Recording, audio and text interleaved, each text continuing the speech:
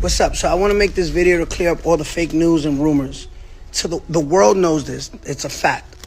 I'm on house arrest. I've been on house arrest. I think everyone in America and everyone across the world knows that I'm on house arrest. Yesterday, they allowed me to leave for work. People, I guess, saw that I was on live stream. 6ix9ine's world just shook. New evidence has surfaced revealing the people behind the shocking home invasion, and what unfolded next has fans talking like never before. The situation isn't just about stolen items anymore. It's about betrayal, planning, and a message that hits far closer to home than anyone expected. And today, I'll break it all down. Home invasion. The situation took a serious turn when news broke that 6ix9ine's mother's home had been targeted in a late-night home invasion. This wasn't a random break-in or an unlucky moment. Everything about it felt planned, timed, and executed with precision. The intruders knew when to approach, how to bypass the entrance, and exactly where to search once inside. The incident quickly shifted from simple burglary to something far more concerning, especially because it involved a family member who stays away from the spotlight. Bro, we're outside right now.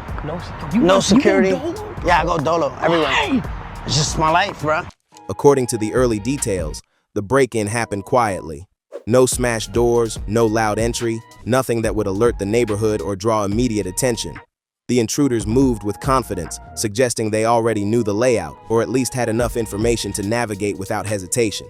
Inside the house, drawers were opened, closets checked, rooms scanned, the type of searching that looked like they were after specific items instead of random valuables. One of the biggest concerns was timing. The intruders chose a moment when the house was most vulnerable, late enough that everyone was asleep, early enough that no one would be awake to hear suspicious movement. This raised a major red flag. Someone must have known the household's routine. Whether it was leaked information or something they observed on their own, the invaders used it to their advantage. 6ix9ine did, specifically being cooperating. His 60-year-old mother should never be a target. The entire break-in lasted only a few minutes, but the impact was huge. A home is supposed to be the safest place for any family, and now that trust was gone. For 6ix9ine, whose life has already been surrounded by controversy, threats, and unpredictable enemies, this wasn't just a property crime, it was personal. Someone crossed a line by involving his mother, and that instantly turned the situation from a burglary into a direct message. The invasion set off alarms across social media, within law enforcement, and inside 6ix9ine's own circle. It wasn't just what happened, it was why now, and who would go after his mother instead of him. The stage was set for deeper investigation, revealing even more alarming details about what really happened inside that house. Security failure. The most shocking part of the entire situation wasn't just the break-in itself, it was how easily it happened. For someone as controversial and frequently targeted as 6ix9ine, you'd expect multiple layers of protection around his family. But when the truth came out, it exposed a major collapse in the security system that was supposed to keep his mother safe. What do you think about 6ix9ine house being robbed? I don't think nothing, nigga. I went to bed with holes and big asses and Boosie on my mind. Fuck, I'm thinking about 6ix9ine and me and Boosie was at 5 o'clock in the morning making eye contact with each other. Fuck, I'm thinking about, yeah, I'm thinking about I went to bed with Boosie on my mind, nigga. You thinking about 6ix9ine? The first red flag was the guard. Instead of monitoring the cameras, watching the perimeter, or staying alert for suspicious movement, he was reportedly asleep at the time of the invasion. Not distracted, not momentarily off duty, fully asleep. That single failure opened the door, literally and figuratively, for the intruders to move in unnoticed. A guard's entire purpose is to be the barrier between danger and the family inside. The moment he fell asleep, the house lost its first and most important line of defense. But the failures didn't stop there. The alarm system, which should have triggered the moment someone entered, was turned off. Whether it was a habit, a miscommunication, or simply negligence, leaving the alarm disabled made the entire property vulnerable. The combination of a sleeping guard and an inactive alarm turned a protected home into an open target. When investigators reviewed the footage, a painful truth surfaced. The intruders walked in without resistance. No triggered alarms, no lights turning on, no guard stepping forward. Nothing. They were able to move freely, search rooms, and take valuables without any kind of interruption. And while he was doing that, those bandits hit his house. Have you all seen the video clippings of the dog? Most importantly, the dog that was in the house didn't even bark. It was like a sign that he knew those people.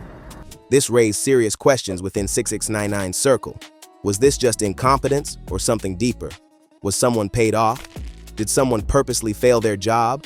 Or was it simply the worst time moment of carelessness imaginable? Regardless of the reason, the security breakdown made the situation 10 times worse. A break-in is already alarming, but a break-in that happens because every layer of protection failed at the same time sends a much more concerning message. For 6ix9ine, this wasn't just a burglary. It was proof that the people responsible for keeping his family safe weren't prepared. And that realization pushed the investigation into a different direction entirely. Mother targeted. What made the situation even more disturbing was the realization that this wasn't just a break-in. It was a targeted act. The intruders didn't hit 6ix9ine's own home, his studio, or any of the locations connected to his public life. They went straight for his mother's house, the one place completely removed from the drama, the spotlight, and the controversy surrounding him. That choice alone raised the biggest concern. They wanted to send a message. His mother has always stayed out of the media. No interviews, no public appearances, no involvement in his feuds. She represents the one thing untouched by the chaos that follows her son. That's why the intrusion felt so personal. If someone wanted money, there were easier targets. If someone wanted attention, they would have chosen a public location. But going after his mother showed intention. Someone wanted to hit him emotionally, not financially.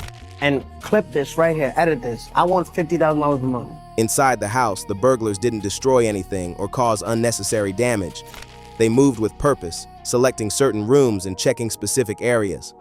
It looked less like a random robbery and more like they were looking for something particular, or trying to prove how close they could get without being stopped. Even the stolen watch felt symbolic. Yes, it was expensive, but compared to everything else in the house, it wasn't the most valuable item. Taking only that piece made people wonder if the goal was intimidation rather than theft, like a warning meant to shake 6ix9ine by showing how easily his family could be reached. Is your favorite color rainbow? No. True. Is your favorite color blue? No.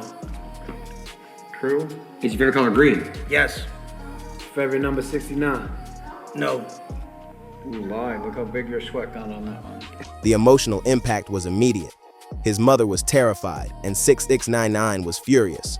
No matter how many online feuds he has, no matter how many threats he receives, involving his family crosses a line that changes everything. Now he wasn't dealing with trolls, rivals, or internet drama. He was dealing with people willing to step into his mother's home. This shifted the whole incident from a simple burglary to something far more serious. Whoever did this wanted him to feel vulnerable, and for the first time in a long time, the situation wasn't about music or beef. It was about family. Before we move further, drop your thoughts in the comments on what you think of this whole situation. And don't forget to like, share, and subscribe Investigative Leads. Once the initial shock settled, investigators immediately started piecing together what actually happened that night, and the first leads came faster than expected. The burglars had moved quietly, but not perfectly. Small details, overlooked mistakes, and bits of physical evidence began forming a trail that pointed toward who orchestrated the break-in. One of the earliest leads came from the neighborhood cameras. Even though the house's own security was down, nearby homes had motion-activated systems that caught glimpses of the intruders approaching and leaving. The footage didn't show faces clearly, but it revealed height, build, clothing, and the direction they escaped. That gave investigators a starting point. These weren't random teenagers or amateurs. Their movement suggested planning and confidence. Is Lil Durk blood? No. Is he from New York? No. Why does he have an opinion on my case? Well, I mean, everyone's going to have an opinion on your case. I had opinions on your case. So why they don't have an opinion on Gunna and Young Thug's case, the rappers? Inside the home, detectives found fingerprints on certain surfaces the intruders had touched. Not enough to identify instantly, but enough to compare with anyone local who already had a record. That alone narrowed the list of suspects significantly. On top of that, one of the burglars had left behind a shoe print near the back entrance, a detail small enough to overlook, but valuable enough for investigators to match against known patterns. But the biggest lead came from their getaway. Reports stated the intruders tried to leave in a stolen car, but their escape didn't go smoothly. A crash nearby led police to detain individuals who matched the descriptions from neighborhood footage. Inside the car, stolen items were recovered, connecting them directly to the break-in. When it happens, he's like, damn, it happened, so he's gonna tighten up. Type But shit, he's the type that shit. gotta get touched first before he tightens up. Yeah. No, I can see that. I also think that 6ix9ine is at a point right now. Even more concerning was the information investigators uncovered during questioning.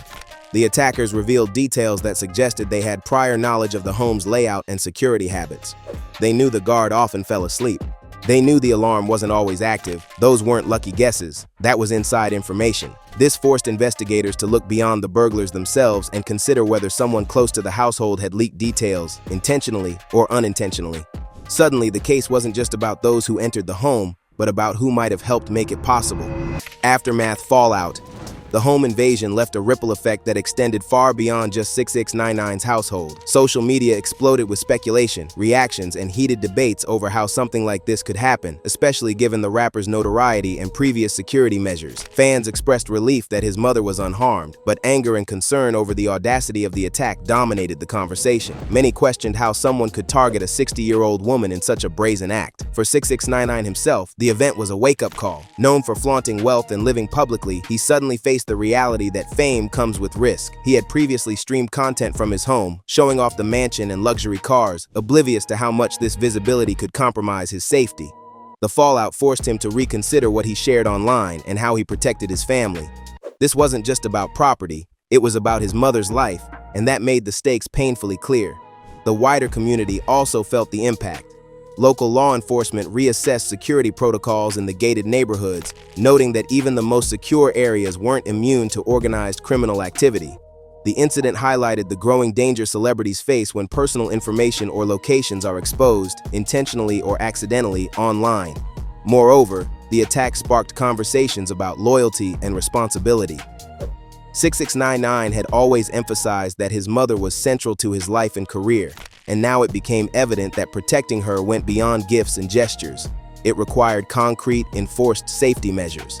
Friends and collaborators advised him to avoid live streaming from home and to reconsider public tours of his mansion entirely. Finally, the psychological toll was significant.